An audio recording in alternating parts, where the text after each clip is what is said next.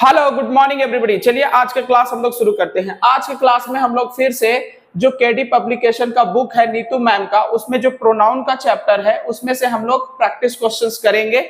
ये हमारा दूसरा वीडियो है। इससे पहले मैं एक वीडियो बना चुका हूं जिसमें से हम लोग 25 क्वेश्चंस को कंप्लीट किए थे और आज की क्लास में हम लोग फिर से 25 क्वेश्चंस को कंप्लीट करेंगे और हमारा जो 24 क्वेश्चंस रह जाएगा उसको हम लोग नेक्स्ट वीडियो में कंप्लीट करने की कोशिश करेंगे। तो चलिए आज का क्लास हम लोग शुरू करते हैं। अगर आप हमारा पहला लेक्चर देख चुके हैं, पहला क्लास अटेंड कर चुके हैं, तो आपको याद होगा कि हमारा जो लास्ट क्वेश्चंस था, क्लियर है, उस वीडियो में वो हमारा ये था। क्लियर है, जो भी उस क्लास को अटेंड नहीं किए हैं आप प्लेलिस्ट में जाइएगा तो क्लास आपको मिल जाएगा, वहां पे जाकर के आप उसे अटेंड कर लीजिएगा। और आज का हमारा जो पहला क्वेश्चन है वो हमारा ये है। It was in 2006 that we first flew to the United States। अब यहां पे देखिए, यहां पे आप देखिएगा तो ये जो दाइट है, दाइट क्लियर है, ये हमारा यहां पे रिलेटिव प्रोनाउन है, रिलेटिव प्रोनाउन। इसे हम लोग समझने की कोशिश करते हैं। हम लोगों ने पढ़ रखा है कि ये जो हु है ये हमारा रिलेटिव प्रोनाउन होता है, हुम है, विच है, विच है, दैट है, हुज है और हमारा व्हाट है। ये सारे हमारे रिलेटिव प्रोनाउन हो गए, रिलेटिव प्रोनाउन।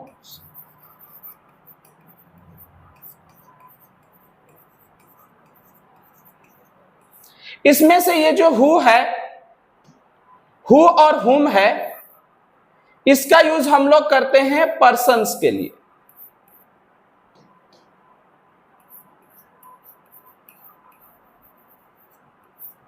ये जो विच है इसका यूज हम लोग करते हैं थिंग्स और एनिमल्स के लिए। दैट है, इसका यूज हम लोग पर्सन्स, थिंग्स, एनिमल्स सबके लिए कर लेते हैं। ये जो हुज है इसका भी यूज हम लोग करते हैं पर्सन्स के लिए और ये जो व्हाट है इसका यूज हम लोग करते हैं थिंग्स के लिए। चलिए, लेकिन आप अगर सेंटेंस को गौर से पढ़िएगा तो पता चलेगा कि इट वाज इन 2006, कह रहा है कि 2006 में, that we first flew to the United State, कि हम लोग पहली बार यूनाइटेड स्टेट गए। यहां पे ये जो सेंटेंस लिखा हुआ है, क्लियर है, 2006, ये हमारा एक टाइम है, ये हमारा टाइम है, क्लियर है। अब अगर ये टाइम है तो टाइम के लिए हम लोग दैट का यूज नहीं करते हैं। दैट का यूज या तो हम लोग, दैट का यूज हम लोग पर्सन्स के लिए करते हैं या थिंग्स या एनिमल्स के लिए। यहां पे किसी पर्सन्स की या थिंग्स की या एनिमल्स की बात नहीं हो रहा है, तो यहां पे दैट हमारा गलत हो जाएगा। हमें यहां पे लिखना पड़ेगा व्हेन। क्लियर है, टाइम के लिए हम लोग व्हेन का यूज करते हैं, व्हेन। और इस तरह से हमें इस सेंटेंस को सही करने होंगे कि it was in 2006 when we first flew to the United States, और हमारा आंसर हो जाएगा बी। चलिए नेक्स्ट है, I was driving under the bridge as a football hit my window. कह रहा है कि मैं ब्रिज के नीचे ड्राइव कर रहा था, उसी समय एक फुटबॉल ने मेरे विंडो को हिट किया। अब इस सेंटेंस को गौर से पढ़िएगा तो यहां पे भी पता चलेगा कि यहां पे भी एक टाइम का बात हो रहा है, यहां पे भी एक टाइम का बात हो रहा है कि एक फुटबॉल ने मेरे विंडो को हिट किया। कब किया? जब मैं ब्रिज के नीचे ड्राइव कर रहा था। तो अगर यहां पे भी टाइम की बात हो रहा है तो एज यहां पे गलत हो जाएगा, यहां पे हमें लिखना पड़ेगा व्हेन। और इस तरह से हमें इस सेंटेंस को सही करने होंगे। क्लियर है, I was driving under the bridge when a football hit my window, और हमारा आंसर हो जाएगा बी। चलिए नेक्स्ट है, many a student have passed the IIT examination. अब यहां पे देखिए, यहां पे एक वर्ड यूज हुआ है मेनी आ, मेनी आ।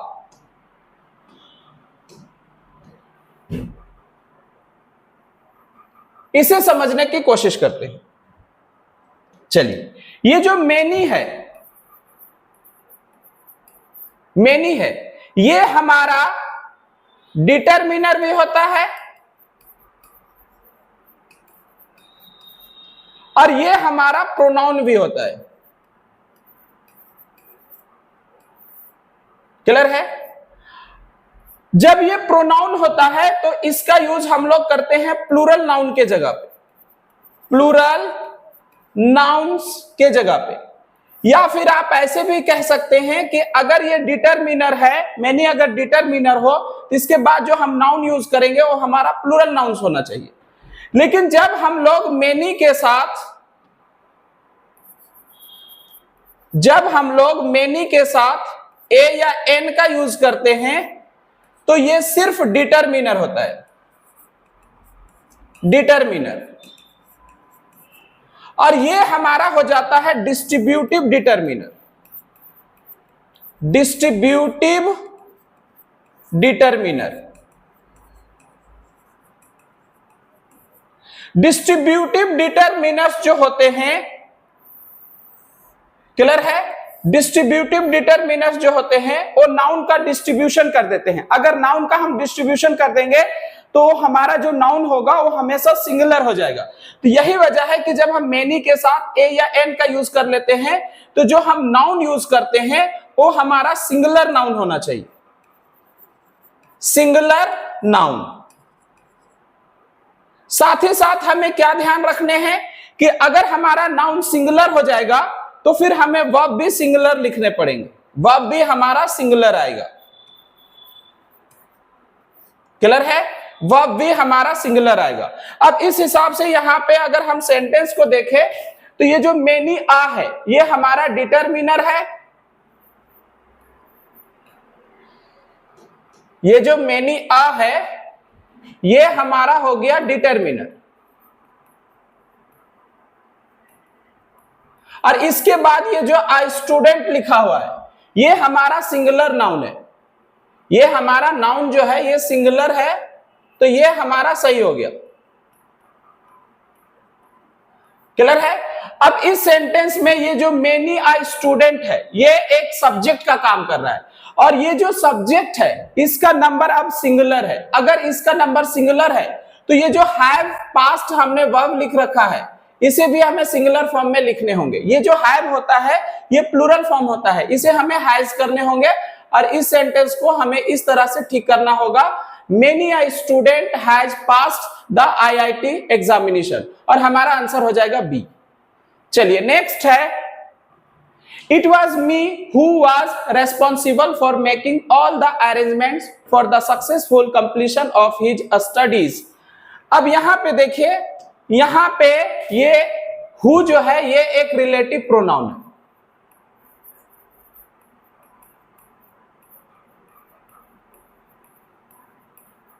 Relative pronoun. अब इस तरह के क्वेश्चन को सॉल्व करने के लिए हमें तीन बातों का ध्यान रखना होता है।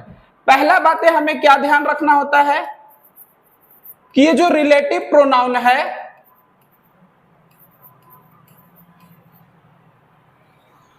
ये हमारा सही यूज हुआ है कि नहीं।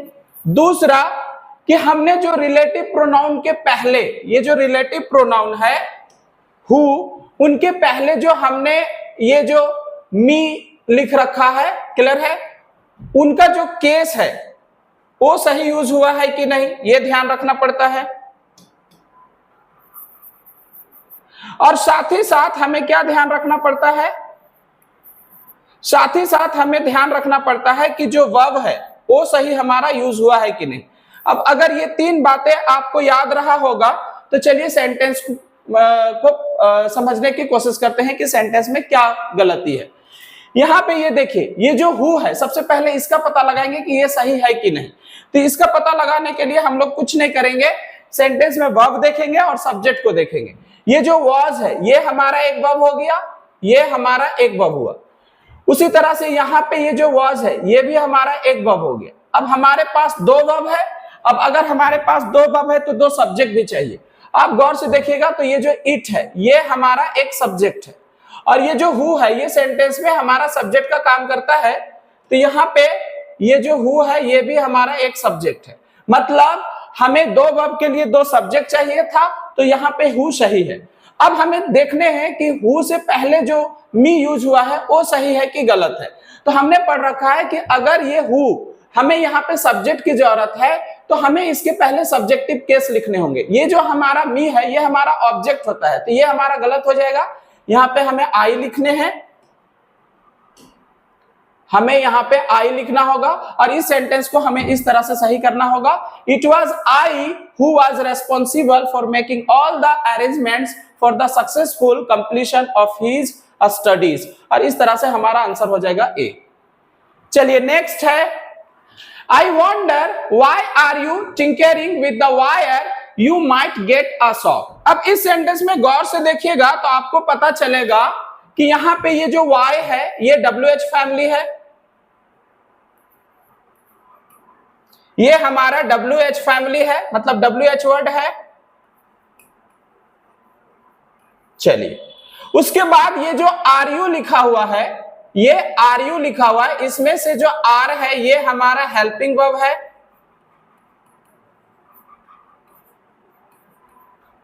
U हमारा सब्जेक्ट है और ये जो टिंकरिंग लिखा हुआ है ये हमारा मेन वर्ब है। तो अगर इस तरह से हम देखें तो ये सेंटेंस हमारा इंटेरोगेटिव हो जाना चाहिए था, लेकिन यहां पे कोई क्वेश्चन मार्क नहीं लगा हुआ है। क्लियर है? साथ ही साथ हम यहाँ पे सामने वाला से पूछ नहीं रहे हैं, हम सामने वाला को बता रहे हैं। तो ये सेंटेंस जो है हमारा इंटेरोगेटिव नहीं है, ये सेंटेंस हमारा असर्टिव है। असर्टिव सेंटेंस में हम सब्जेक्ट को पहले लिखते हैं, हेल्पिंग वर्ब को बाद में लिखते हैं। तो इस तरह से अगर आप देखेंगे तो ये जो RU लिखा हुआ है ये हमारा गलत हो गया, हमें इसे सही करके लिखने पड़ेंगे। सबसे पहले हमें लिखना पड़ेगा सब्जेक्ट यू। क्लियर है? सबसे पहले हमें लिखना पड़ेगा सब्जेक्ट यू, उसके बाद हमें हेल्पिंग वर्ब लिखने पड़ेंगे आर, और इस सेंटेंस को हमें इस तरह से सही करने पड़ेंगे, I wonder why you are tinkering with the wire you might get a shock, और हमारा आंसर हो जाएगा बी। चलिए नेक्स्ट है, John, I and Harry have finished our studies. अब यहां पे आप देखिएगा तो आपको पता चलेगा ये जो हैव फिनिश्ड है ये हमारा वर्ब है और इस वर्ब का जो सब्जेक्ट है वो हमारा जॉन, आई एंड हरी है। क्लियर है? ये हमारा सब्जेक्ट हो गया। अब हमने पढ़ रखा है कि अगर हम किसी सेंटेंस में दो या दो से अधिक प्रोनाउन का यूज करते हैं तो वहां पे हमें एक करेक्ट सीक्वेंस को फॉलो करना पड़ता है। वो हमारा सीक्वेंस इस तरह से होता है, if all the pronouns are singular, अगर सारे प्रोनाउंस हमारे सिंगुलर हो तो फिर हमारा सीक्वेंस होता है 2 3 1। 2 3 1 का मतलब कि पहले हम सेकेंड पर्सन को लिखते हैं, फिर हम थर्ड पर्सन को लिखते हैं, फिर हम फर्स्ट पर्सन को लिखते हैं। फिर आगे हमने पढ़ रखा कि if all the pronouns are plural, अगर सारे प्रोनाउंस हमारे प्लूरल हो तो हमारा वहां पे सीक्वेंस हो जाता है 1 2 3। 1 2 3 का मतलब कि पहले हम फर्स्ट पर्सन का यूज करते हैं, फिर हम सेकेंड पर्सन, फिर हम थर्ड पर्सन का यूज करते हैं। फिर हमने एक बातें और भी पढ़ रखा था कि इन केस ऑफ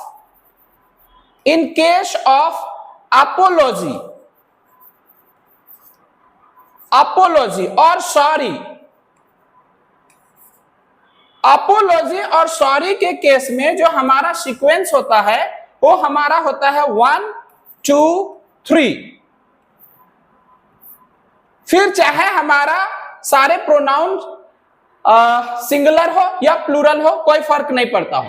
मतलब अगर हमें सेंटेंस में पॉजिटिविटी दिखाना हो तो हमारा जो सीक्वेंस होगा वो हमारा होगा 2 3 1। लेकिन अगर हमें सेंटेंस में नेगेटिविटी दिखाना हो तो हमारा सीक्वेंस होगा, क्लियर है, 1 2 3। अब यहां पे आप सेंटेंस पढ़ के देखिएगा तो पता चलेगा कि हमें यहां पे एक पॉजिटिविटी दिखाने हैं इस सेंटेंस के थ्रू। तो अगर पॉजिटिविटी दिखाने हैं तो हमारा जो सीक्वेंस होगा वो होगा हमारा 2 3 1। अब इसमें तो सेकंड पर्सन नहीं है तो चलो कोई बात नहीं, क्लियर है। सेकंड पर्सन के बाद हमें लिखने हैं थर्ड पर्सन। थर्ड पर्सन ये जॉन हो गया और हरी हो गया। ये जो आई है ये हमारा गलत हो गया, तो हमें इसे सही करके लिखने पड़ेंगे John John Harry John John Harry and I. John Harry and I have finished our studies. और इस तरह से हमारा आंसर हो जाएगा ए। चलिए नेक्स्ट है, he doesn't know to swim. Clear है। अब इस सेंटेंस में यहां पे देखिए एक वर्ब यूज हुआ है नो। नो ये एक वर्ब है।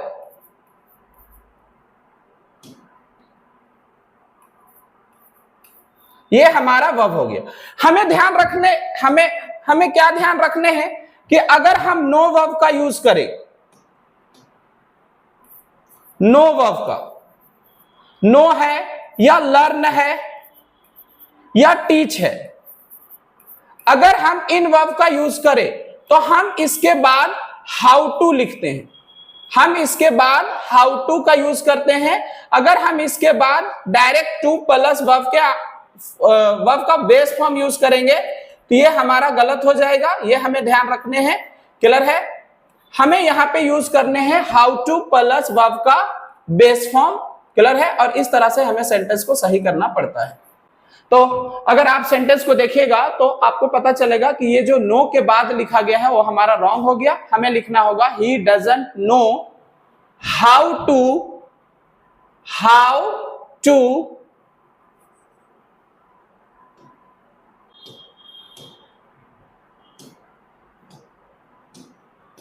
He doesn't know how to swim। और हमारा आंसर हो जाएगा बी। चलिए नेक्स्ट है, all the dresses looked good and so I bought all of it। अब यहां पे देखिए ये जो it है ये एक प्रोनाउन है।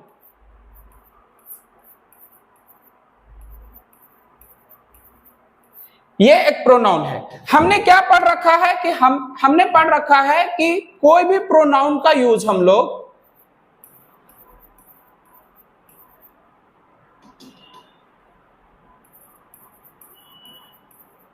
या तो नाउन के जगह पे करते हैं, किसी भी प्रोनाउन का यूज हम लोग या तो नाउन के जगह पे करते हैं या दूसरे प्रोनाउन के जगह पे करते हैं। ये हमें ध्यान रखने हैं, दूसरे प्रोनाउन के जगह पे। अब आप अगर देखिएगा तो ये जो इट है इसका यूज हमने कर रखा है ऑल द ड्रेसेस के जगह पे, क्लियर है। ये जो इट है इसका यूज हम लोगों ने किया है ऑल द ड्रेसेस के जगह पे, ऑल द ड्रेसेस। अब ये जो ऑल द ड्रेसेस है ये हमारा प्लूरल है, ये हमारा प्लूरल है। अब अगर ये हमारा प्लूरल है तो इसके जगह पे हम इट नहीं यूज कर पाएंगे। इट का प्लूरल होता है देम, तो हमें यहां पे लिखना पड़ेगा देम। और इस सेंटेंस को हमें इस तरह से सही करने होंगे, all the dresses looked good and so I bought all of them. और हमारा आंसर हो जाएगा सी। चलिए नेक्स्ट है, those people who do not work hard they do not succeed in life. अब यहां पे देखिएगा तो आपको पता चलेगा कि इस सेंटेंस में इस सेंटेंस में ये जो डू नॉट है, ये डू नॉट वर्क है, ये एक वर्ब है।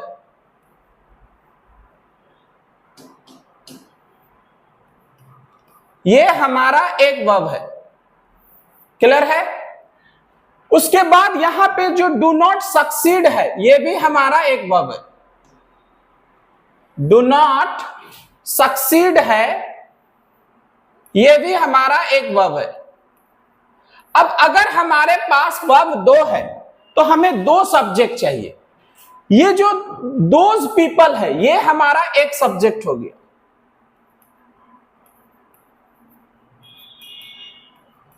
ये हमारा एक सब्जेक्ट हो गया। और ये जो हु है, ये भी सेंटेंस में सब्जेक्ट का काम करता है, तो ये भी हमारा एक सब्जेक्ट हो गया। अब हमें दो सब्जेक्ट के लिए दो वर्ब चाहिए। आप गौर से देखिएगा तो यहां पे तीन सब्जेक्ट यूज हो गया है। ये जो दे है, ये भी एक सब्जेक्ट है, क्लियर है। और सब्जेक्ट जो होता है बिना वर्ब का आता नहीं है, तो ये जो दे है ये हमारा रॉन्ग हो गया, इसे यहां से हटा दीजिए।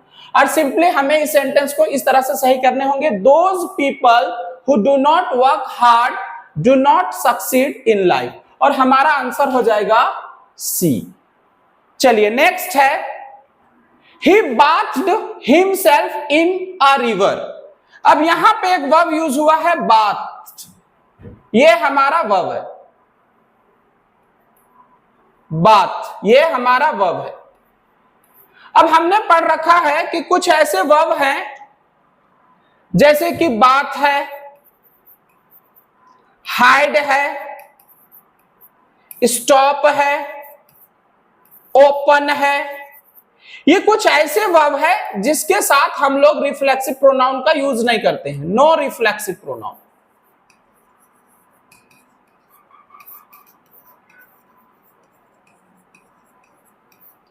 अब अगर इसके बाद हम रिफ्लेक्सिव प्रोनाउन का यूज नहीं करते हैं तो ये जो बाथ जो वर्ब लिखा हुआ है, इसके बाद ये जो हिमसेल्फ आया है, इसे हम लोग हटा देंगे, क्लियर है। और हमारा इस तरह से हमें सेंटेंस को सही करना पड़ेगा, ही बाथ्ड इन अ रिवर, और हमारा आंसर हो जाएगा ए।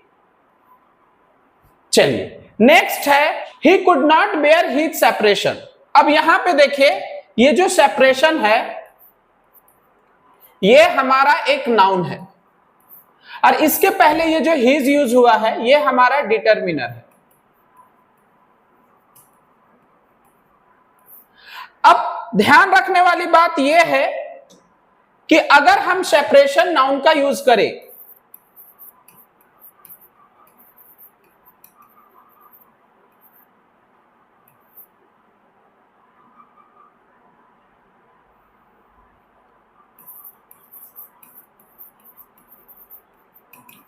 और इसके पहले अगर हम कोई डिटरमिनर यूज करें, जैसे my, your, his, her, are, इस तरह से, और एक फ्रेज तैयार करें,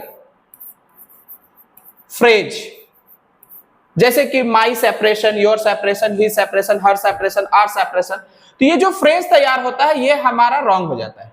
करेक्ट फ्रेज क्या होता है, तो हमें क्या करने हैं, सेपरेशन नाउन का यूज करने हैं, और इसके बाद हमें एक प्रीपोजिशन यूज करने हैं फ्रॉम, और फ्रॉम प्रीपोजिशन के बाद हमें इसका ऑब्जेक्ट यूज करने हैं। जैसे कि from him, from her, from her, from us, from them, from you. अब इस तरह से जो हमारा फ्रेज तैयार होगा ये हमारा करेक्ट फ्रेज होगा। अब अगर सेंटेंस को हम देखें तो यहां पे लिखा हुआ he could not bear his separation, ये हमारा गलत हो गया। हमें इस सेंटेंस को इस तरह से सही करने हैं, he could not bear separation from him, और हमारा आंसर हो जाएगा सी। चलिए नेक्स्ट है, if you want this job you will need his favour. अब यहां पे देखिए सेम अभी जिस तरह से पढ़े उसी तरह का एक नाउन यूज हो गया फेवर, ये हमारा नाउन है। और इस नाउन से पहले ये जो हिज लिखा हुआ है ये हमारा डिटरमिनर है। अब जिस तरह से हम लोग सेपरेशन के पहले कोई डिटरमिनर लगा करके एक नाउन फ्रेज तैयार करते हैं और हमारा गलत हो जाता है, ठीक उसी तरह से अगर हम लोग फेवर नाउन का यूज करें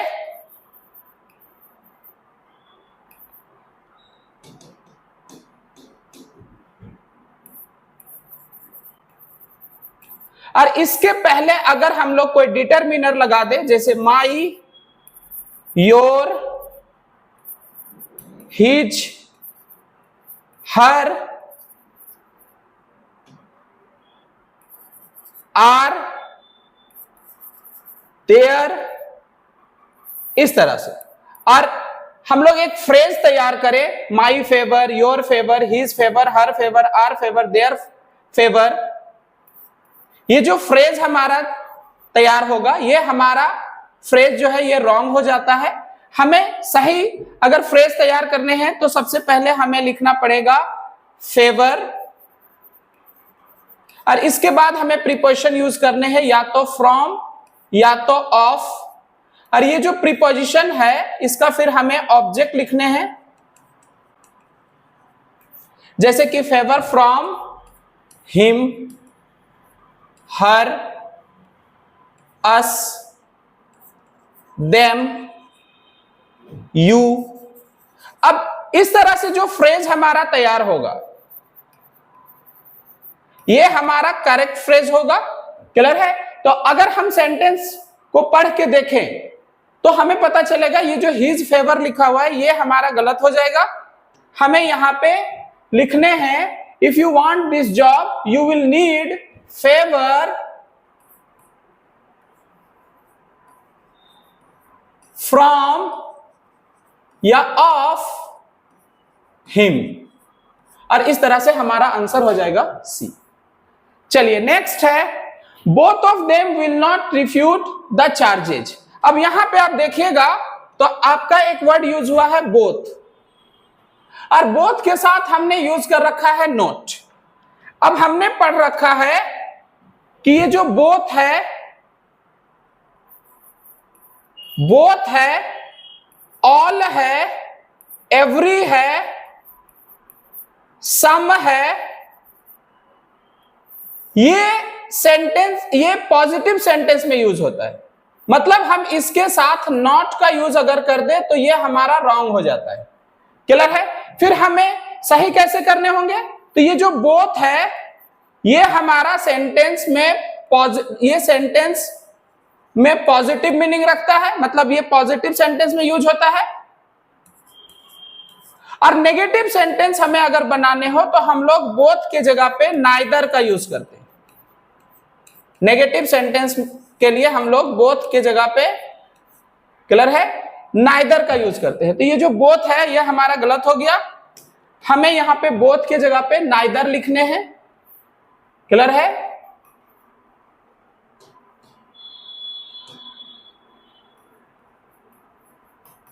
और जब हम नाइदर लिख देंगे तो ये जो नाइदर है ये नेगेटिव होता है, ये नॉट हमें हटाने होंगे और सिंपली हमें लिखने पड़ेंगे neither of them will refute the charges, और हमारा आंसर हो जाएगा ए। चलिए नेक्स्ट है she is the kind of human whom everybody knows is benign and magnanimous। अब यहां पे आप देखिएगा तो आपको पता चलेगा कि ये जो whom है ये हमारा रिलेटिव प्रोनाउन है।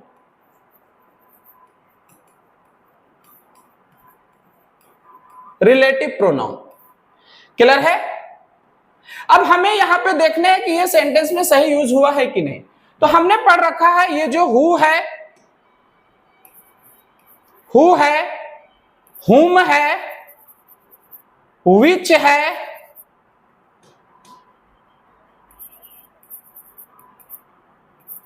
विच है, दैट है, व्हाट है, ये सारे हमारे रिलेटिव प्रोनाउन होते हैं। Relative pronouns. अब इसमें से ये जो हु है ये सेंटेंस में सब्जेक्ट का काम करता है। ये जो हुम है ये भी सेंटेंस में हमारा ऑब्जेक्ट का काम करता है। विच है ये सेंटेंस में सब्जेक्ट और ऑब्जेक्ट दोनों का काम करता है। दैट है ये सेंटेंस में सब्जेक्ट ऑब्जेक्ट दोनों का काम करता है। और ये जो व्हाट है ये भी सेंटेंस में सब्जेक्ट ऑब्जेक्ट दोनों का काम करता है। चलिए अब देखते हैं यहां पे ये जो हुम है ये सही यूज हुआ है कि नहीं। हमें यहां पे सच में एक ऑब्जेक्ट की जरूरत है या फिर हमें सब्जेक्ट की जरूरत है, तो देख लेते हैं। इसे पता लगाने के लिए हम लोग कुछ नहीं करेंगे, वर्ब देखेंगे। ये जो नोज है ये हमारा एक वर्ब हो गया, ठीक है। ये जो इज है ये भी हमारा एक वर्ब हो गया। इसके अलावा अगर हम लोग देखेंगे तो ये जो इज बेनिंग है ये भी हमारा इज जो है ये भी हमारा एक वर्ब हो गया। तो इस हिसाब से हमारे इस सेंटेंस में 3 वर्ब है। अगर 3 वर्ब है तो हमें 3 सब्जेक्ट भी चाहिए। क्लियर है? ये देखिए ये जो एवरीबॉडी है ये एक सब्जेक्ट है।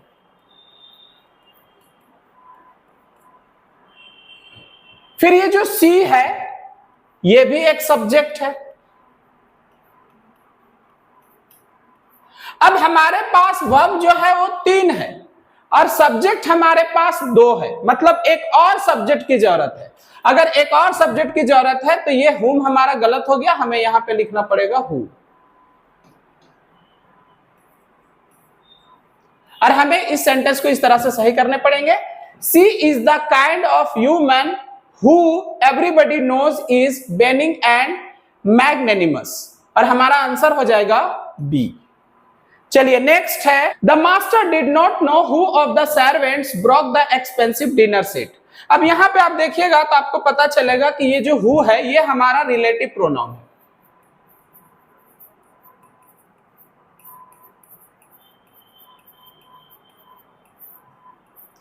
अब हमने पढ़ रखा है कि ये जो हु है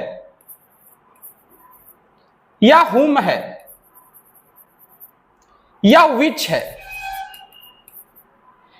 क्लियर है, ये भी हमारे रिलेटिव प्रोनाउन होते हैं। रिलेटिव प्रोनाउन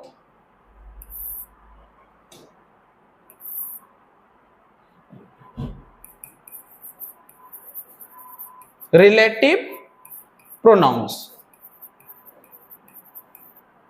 अब इसमें से हमने पढ़ रखा है कि जो हु और हुम है इसका यूज हम लोग करते हैं पर्सन्स के लिए,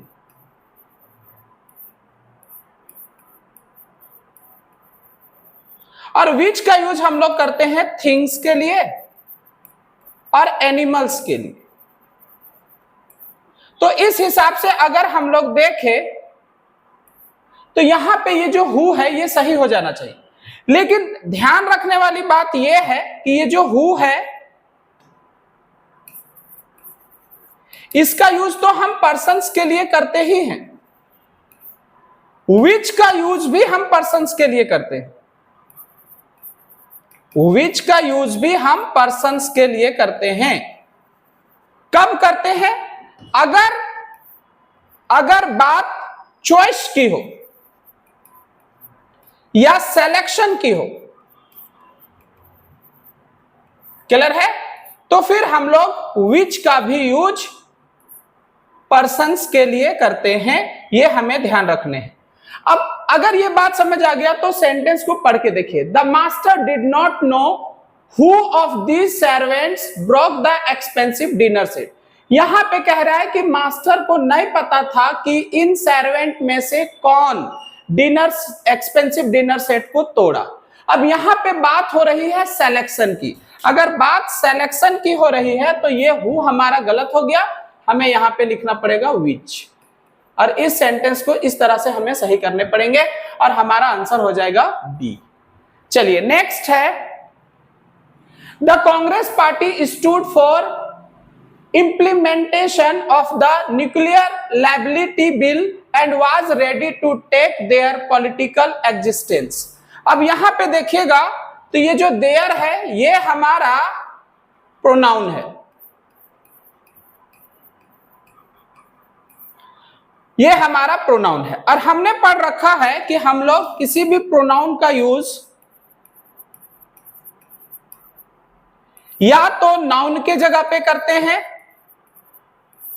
या हम लोग दूसरे प्रोनाउन के जगह पे यूज करते हैं।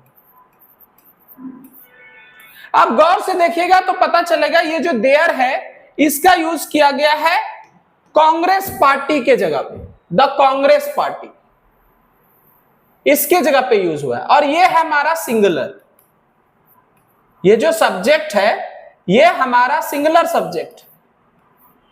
अगर ये हमारा सिंगुलर है तो ये जो देयर है ये गलत हो जाएगा, इसका यूज हम प्लूरल के लिए करते हैं।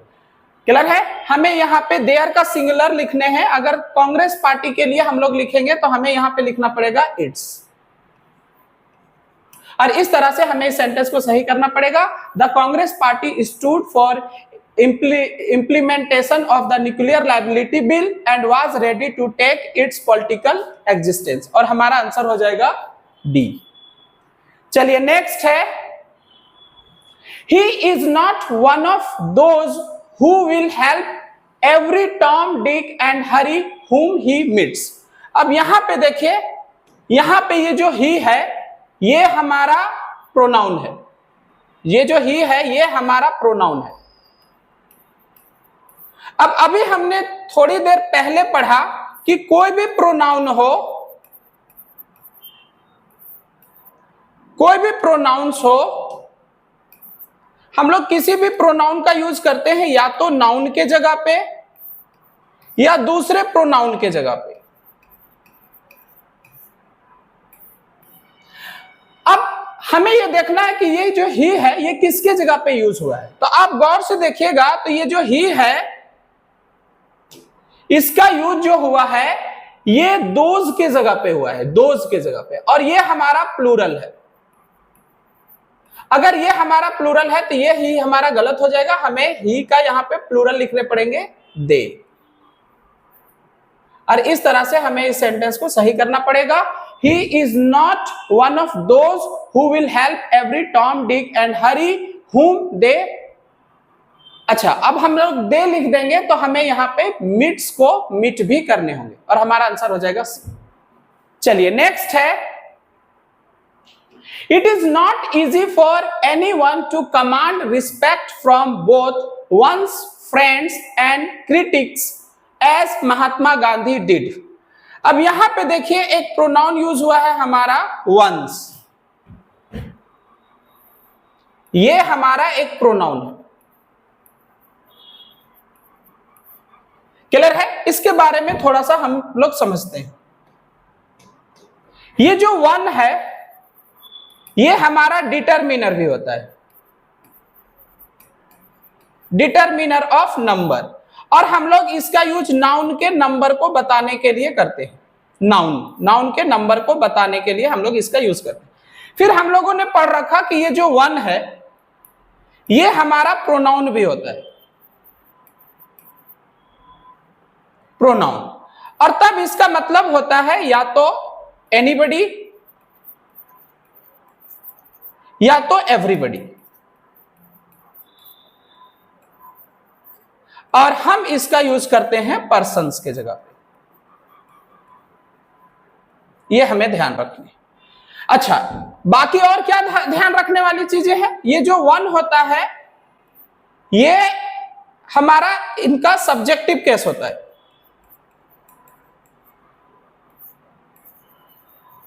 ये जो वन है इनका ऑब्जेक्टिव केस हो गया, ऑब्जेक्टिव केस। और ये जो वंस है ये डिटरमिनर हो गया।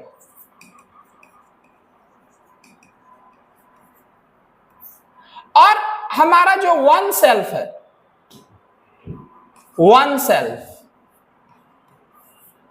ये इनका अपना रिफ्लेक्सिव प्रोनाउन हो गया।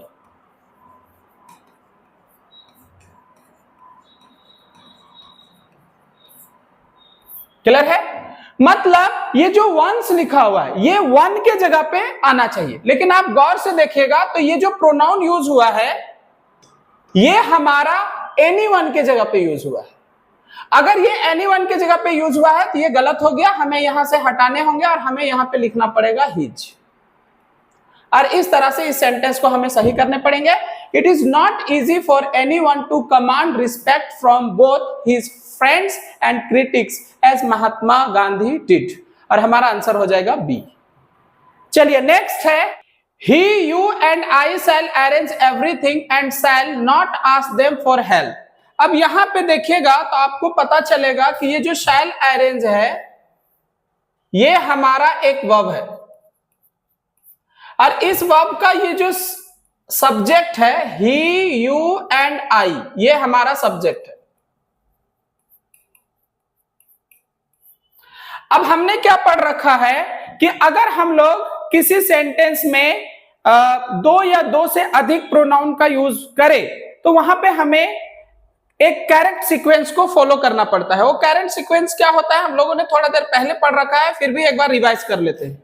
वो इस तरह से होता है, if all the pronouns are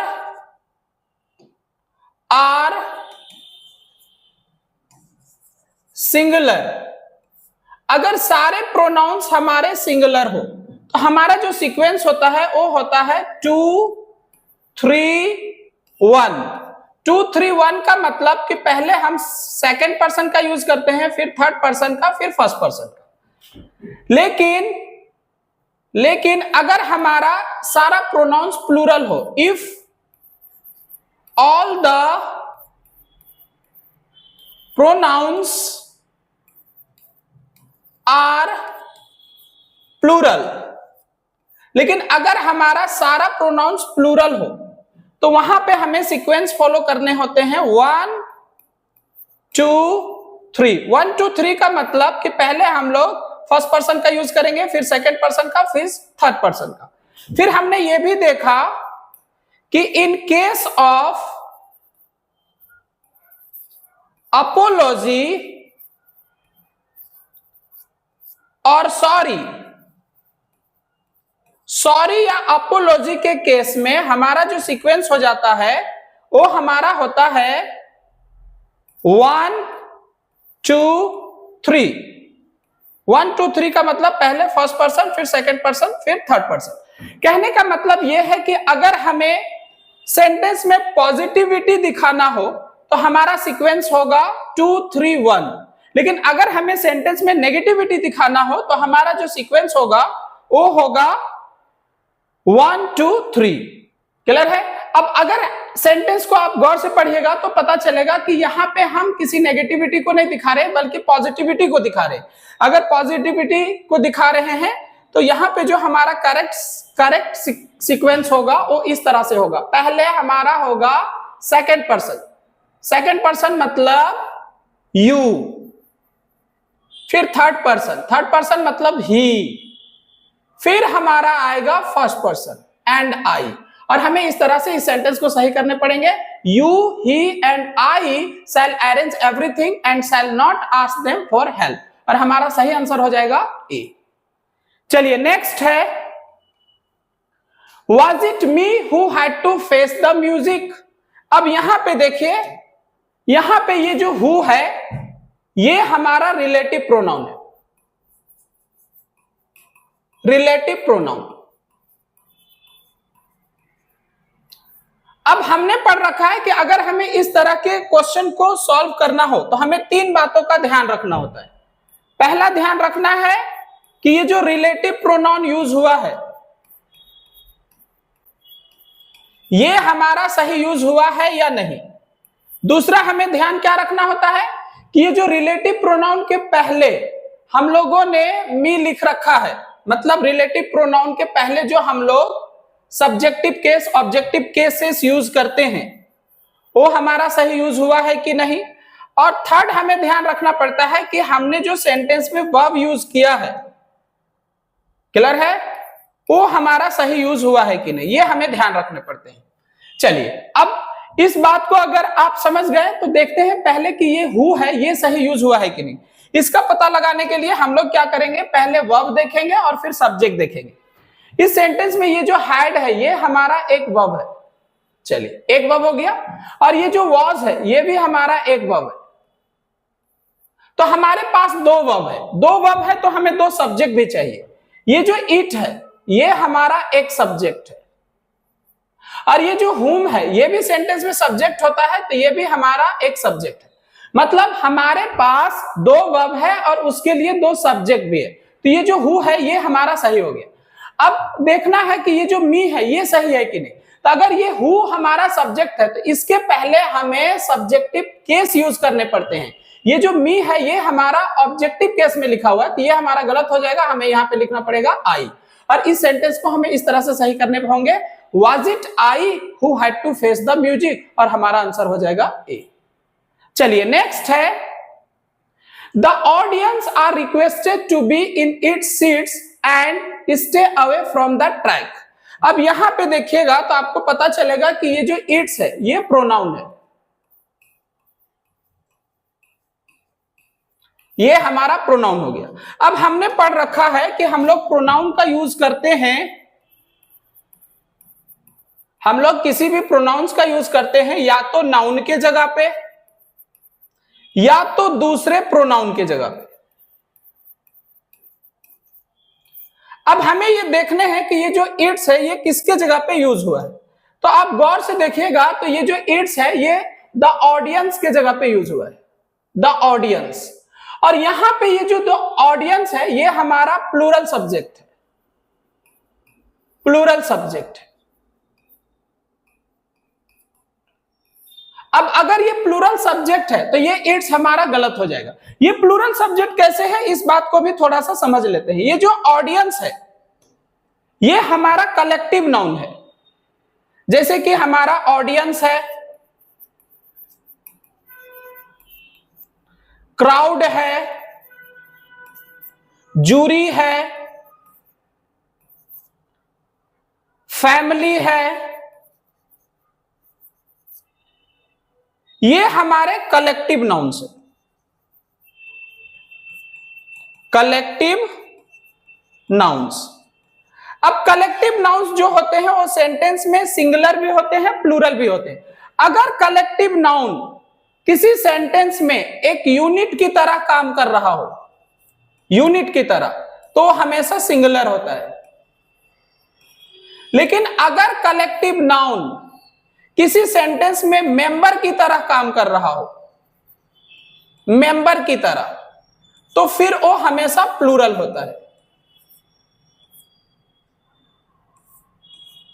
चलिए अब यहां पे आप जो ऑडियंस ये यूज हुआ है ये एक मेंबर की तरह यूज हुआ है, क्लियर है।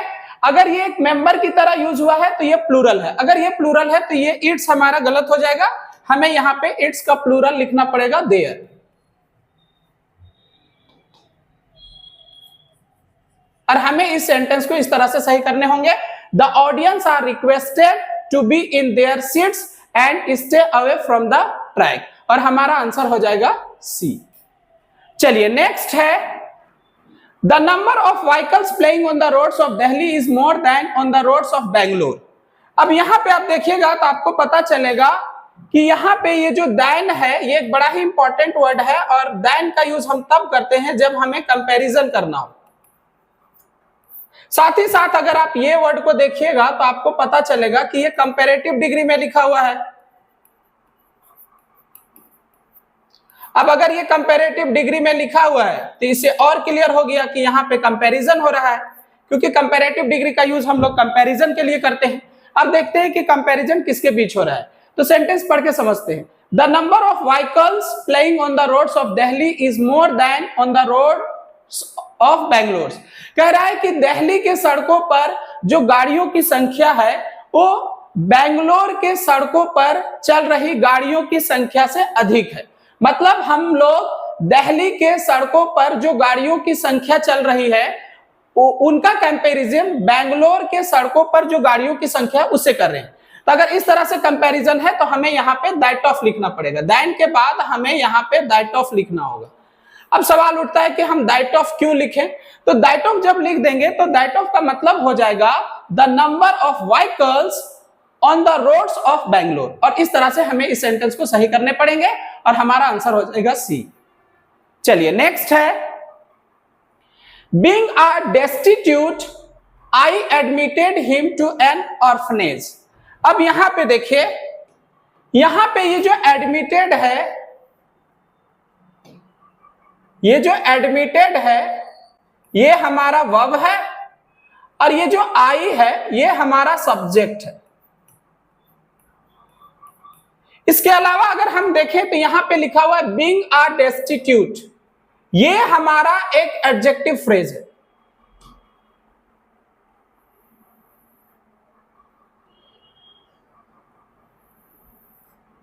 ये हमारा एक एडजेक्टिव फ्रेज है। अब अगर ये एडजेक्टिव फ्रेज है तो ये एडजेक्टिव फ्रेज किसके लिए यूज हो रहा है, इसका कोई ना कोई सब्जेक्ट ऑफ रेफरेंस रहा होगा। तो आप गौर से देखिएगा तो ये जो यूज हो रहा है, ये यूज हो रहा है, इसका जो सब्जेक्ट ऑफ रेफरेंस है वो हिम है, लेकिन सेंटेंस में बना दिया गया है आई को, तो ये हमारा गलत हो गया। अगर ये एडजेक्टिव फ्रेज हिम के लिए यूज हो रहा है तो हमें यहां पे ही टाइप करने होंगे, क्लियर है, ही हमें यहां पे टाइप करने होंगे। इससे पता चल जाएगा कि ये जो बीइंग अ डेस्टिट्यूट लिखा हुआ है वो ही के लिए लिखा हुआ है, और इस तरह से हमें इस सेंटेंस को सही करने पड़ेंगे। He being a destitute I admitted him to an orphanage, और हमारा आंसर हो जाएगा ए। चलिए नेक्स्ट है, one should keep his promise if one wants respect from both friends and enemies. अब इस सेंटेंस में आप देखिएगा तो ये जो हिज है ये हमारा प्रोनाउन है। अब हमने पढ़ा है कि ये जो प्रोनाउंस होते हैं या तो ये किसी नाउन के जगह पे यूज होते हैं या दूसरे प्रोनाउन के जगह पे यूज होते हैं। चलिए अब देखना हमें कि है कि ये जो हिज है ये किसके जगह पे यूज हो रहा है। तो आप गौर से देखिएगा तो पता चलेगा ये जो हिज है ये वन के जगह पे यूज हो रहा है, क्योंकि यहां पे ये जो वन है इस सेंटेंस का सब्जेक्ट है।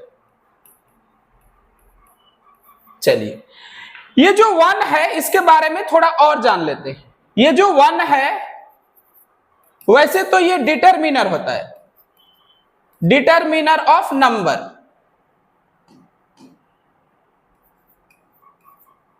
और हम लोग इसका यूज करते हैं नाउन के नंबर को बताने के लिए।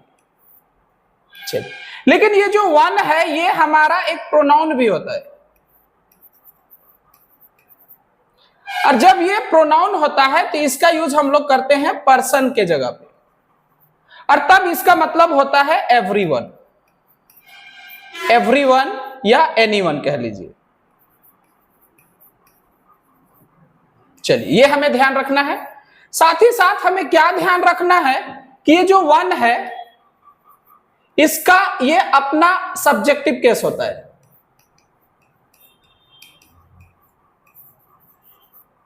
ये जो वन है इसका अपना ऑब्जेक्टिव केस होता है।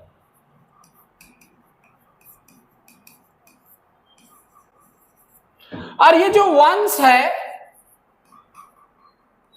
ये इसका अपना डिटरमिनर होता है।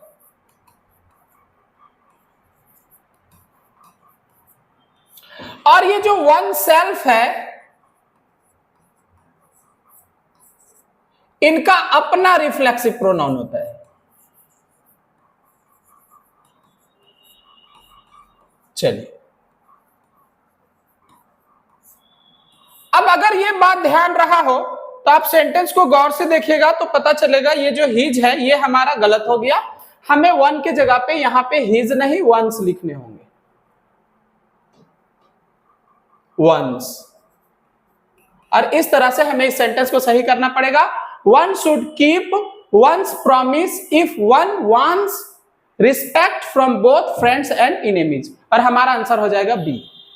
चलिए नेक्स्ट है, last summer I went to Shimla and enjoyed very much. अब यहां पे देखिए एक वर्ब यूज हुआ है enjoyed, ये हमारा वर्ब है।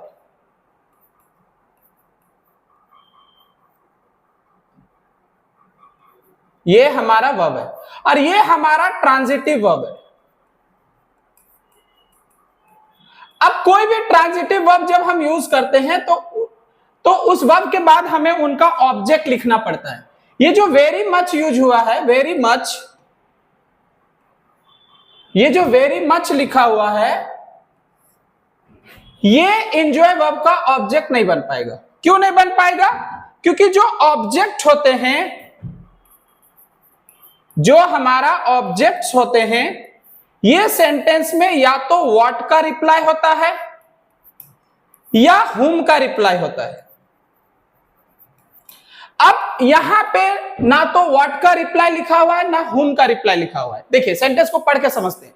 लास्ट समर मतलब पिछले समर को आई वेंट टू शिमला, मैं शिमला गया, एंड एंजॉयड, और मैं एंजॉय किया।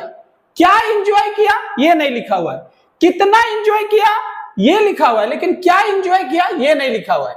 अगर क्या एंजॉय किया ये नहीं लिखा हुआ है तो एंजॉय वर्ब के पास ऑब्जेक्ट नहीं है। अगर ऑब्जेक्ट नहीं है तो ये हमारा गलत हो जाएगा। अब हमने पढ़ रखा है कि अगर एंजॉय वर्ब के पास ऑब्जेक्ट ना हो तो हम रिफ्लेक्सिव प्रोनाउन यूज कर लेते हैं। ये जो आई है, अगर आई का रिफ्लेक्सिव प्रोनाउन हम लोग यूज करेंगे तो हमें यहां पे लिखना पड़ेगा माई सेल्फ, और इस तरह से इस सेंटेंस को हमें सही करने पड़ेंगे। Last summer I went to Shimla and enjoyed myself very much, और हमारा आंसर हो जाएगा बी। चलिए, तो इस तरह से आज की क्लास में हमारा जो 25 क्वेश्चंस था वो फिर से कंप्लीट हो गया है। आज की क्लास में बस इतना ही। अब हम लोग मिलते हैं फिर से नेक्स्ट क्लास में, जहां पे हमारा जो 24 लास्ट क्वेश्चंस रह गए हैं उसे हम लोग कंप्लीट करने की कोशिश करेंगे। तो आज की क्लास में बस इतना ही। उम्मीद करते हैं कि ये क्लास आपको अच्छा लगा होगा। अगर ये क्लास आपको अच्छा लगा हो और अगर वीडियो पसंद आया हो तो एक बार वीडियो को लाइक कर दीजिएगा। चैनल पे अगर पहली बार आए हैं तो चैनल को सब्सक्राइब कर लीजिएगा और इस वीडियो को लोगों में भी शेयर कर दीजिए ताकि ज्यादा से ज्यादा लोग हमारे इस चैनल पे जुड़ पाए। वीडियो से रिलेटेड और क्लास से रिलेटेड अगर कोई क्वेरी हो तो आप मुझे इस नंबर पे भी कॉल कर सकते हैं। तो आज के क्लास में बस इतना ही। मिलते हैं हम लोग नेक्स्ट क्लास में, तब तक के लिए थैंक यू।